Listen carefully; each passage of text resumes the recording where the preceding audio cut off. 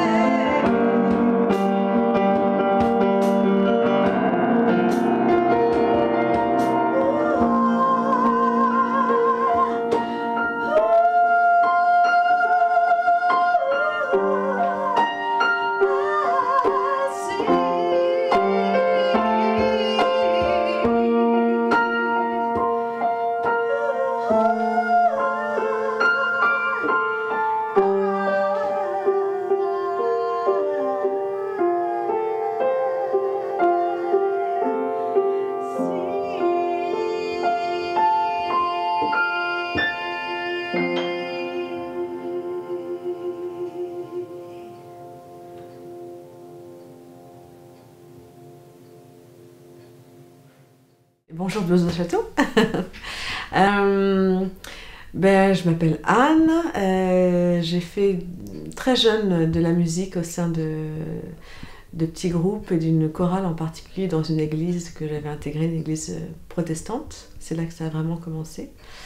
À partir de 18 ans, j'ai intégré une chorale internationale en fait, dans laquelle je chantais tous les étés. Pendant un mois, on faisait une tournée européenne. C'était une chorale internationale avec des gens qui venaient d'une trentaine de pays différents, musiciens et 25 à 30 choristes. Du gospel moderne plutôt. Et j'ai eu la passion du chant vraiment depuis toute petite. En passant par différents répertoires, parce que ma culture elle était plutôt de la variété française et internationale. J'écoutais aussi de la musique classique beaucoup, j'écoutais du jazz. Et donc je n'étais pas forcément fixée sur un seul style, et ça reste encore vrai aujourd'hui. J'ai repris le chant en 2010, à travers un petit groupe gospel, un quintet. On était pianiste et 4 chanteurs et chanteuses, et on chantait en polyphonie du gospel traditionnel et moderne. Et puis en 2011, j'ai eu l'opportunité de reprendre, c'était complètement inattendu, une chorale gospel qui était basée à Auray. Et donc ça fait partie vraiment, c'est le projet principal qui m'a permis de revenir au chant depuis quelques années. C'est par là que ça a repris. Et puis au fil du temps, j'ai eu envie aussi de m'exprimer en tant que soliste. J'ai eu la chance de rencontrer un guitariste qui était installé dans la région en Bretagne depuis quelques temps et qui m'a lancé le défi de monter un répertoire jazz, parce que jusqu'à présent, j'avais été plutôt dans les chants gospel. Et donc pendant tout un été, j'ai bûché pour intégrer une quarantaine de standards jazz, qui est une musique qui me touchait beaucoup, qui me parlait et à laquelle j'avais un accès assez facile, c'était assez fluide. Donc en fait je me suis bien retrouvée dans ce style. Et donc à partir de là on a commencé à faire des dates tous les deux en duo, guitare-voix. Et ça a été une étape importante dans le fait de continuer dans mon projet de soliste. Et puis j'ai eu l'opportunité de rencontrer un artiste qui chantait de la soul et avec lequel j'ai fait une tournée pendant un été ou deux, qui était accompagné de Yves Prével au piano et Hubert Fournier à la batterie, qui était avec moi hier soir pendant le concert à Blues au Château. Donc c'est comme ça qu'on s'est rencontrés. Et puis la vie étant bien faite et les rencontres étant importantes, ce fameux chanteur qui s'appelle Solayom m'a encouragée à aller vers encore un autre style, c'est-à-dire que il m'a encouragée en fait à aller vers des choses plus énergiques sur le plan vocal et aller vers des morceaux plus soul, blues. Et donc c'est là que j'ai commencé avec Yves et Hubert aussi à monter un autre répertoire. Donc en fait, tout se fait par le biais des rencontres.